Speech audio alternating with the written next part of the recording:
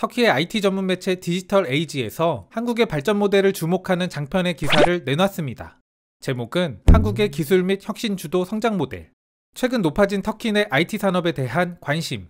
기사는 IT 분야에서 가장 첫 번째로 참고해야 하는 국가가 바로 한국이라 말합니다. 그러면서 터키는 한국을 롤 모델로 삼아야 한다고 강변하는데요. 기사 중 특히 후기 선진국이라는 표현이 눈에 들어오고 그들이 말하는 소위 후기 선진국으로 진입하는데 결정적 역할을 한 것이 한국의 IT로 봅니다.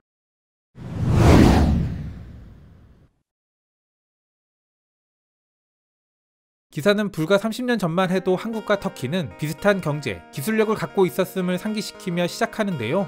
하지만 지금은 많은 부분에서 한국이 월등히 앞서가고 있음을 목표와 객관적 수치를 통해 성찰합니다.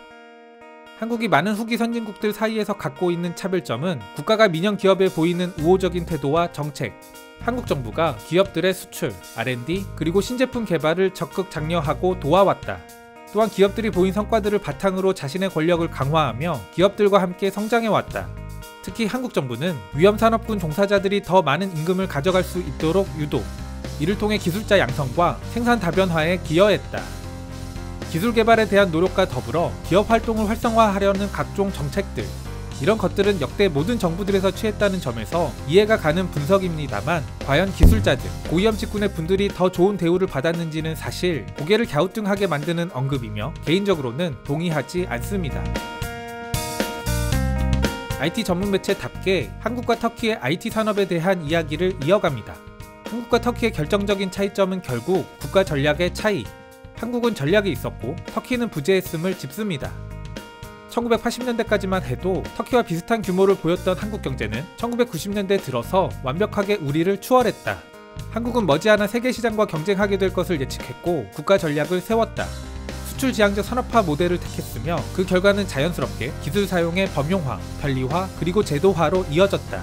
이와 더불어 저작권에서 직업교육에 이르기까지 새로운 법률을 제정, 정비했다. 더 나아가 한국은 이를 지원하기 위한 기관과 메커니즘까지 만들어낸다. 기사는 한국의 발전 모델에서 법적, 제도적 장치들이 흥미로운 부분이라고 꼽습니다. 우리나라에 존재하는 각종 무슨 지능법, 이런 지원 법률들을 이야기하는 것. 한국의 기술 및 경제 제도화는 한국의 발전을 잇기 위한 또 다른 흥미로운 단서다. 한국에는 약 800개 이상의 IT 관련 법률이 존재한다. 이 중 90개에는 그 내용 안에 IT가 직접 언급되어 있다. 한국은 계획적인 산업화를 추진할 당시 상품 생산에만 집중하지 않았다. 상품 생산에 더해 기술의 생산, 그리고 이와 관련된 부대 시스템들의 구축을 마치 하나의 오케스트라처럼 상호 가능하게 한 것. 과학기술지원법, 기술개발장려법, 엔지니어링 서비스 장려법, 기초과학연구장려법 등이 대표적이다. 이 기사는 오피니언 리더와 정책 입안자를 독자로 가정하고 쓰여진 기사로 추정할 수 있습니다. 한국의 모델 중 주로 정부의 역할과 정책들에 초점을 맞췄기 때문인데요. 그런데 사실 우리나라의 수출 주도형 경제 구조는 미약한 내수시장 때문에 어쩔 수 없는 선택의 측면이 있었습니다. 지금의 우리 경제 화두 중 하나는 바로 내수시장을 다른 선진국 수준으로 끌어올리는 것.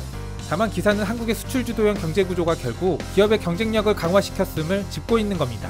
이와 더불어 국가 전략이 있었던 한국을 강조함으로써 터키 정책 입안자들이 나아갈 길을 제안합니다. 과연 터키가 그들이 소망하는 IT 산업의 발전을 이룰 수 있을까요?